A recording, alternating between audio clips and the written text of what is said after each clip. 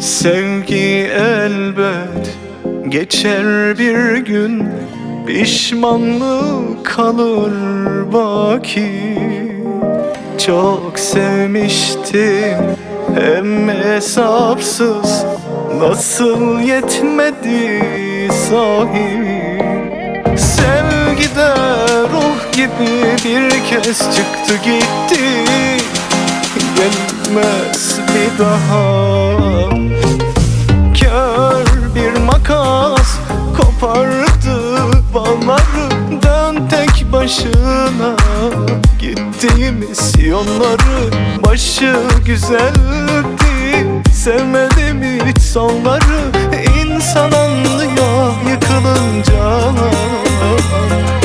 güvendi dağlar. Kör bir makas kopardı bağları, dön tek başına.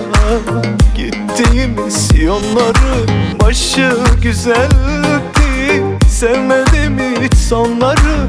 İnsan anlıyor yıkılınca,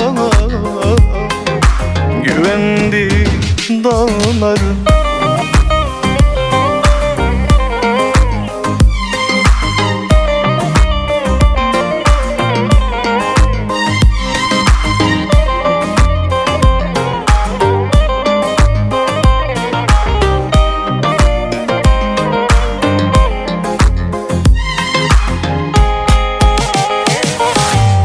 Sevgi elbet geçer bir gün, pişmanlık kalır baki.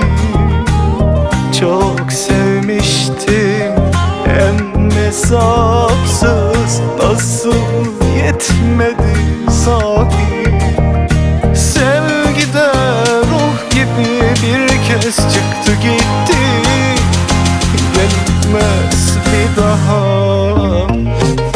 Kör bir makas kopardı bağları, dön tek başına. Gittiğimiz yolları, başı güzeldi, sevmedim hiç sonları.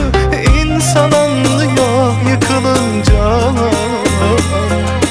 güvendi dağlar. Kör bir makas kopardı bağları, dön tek başına.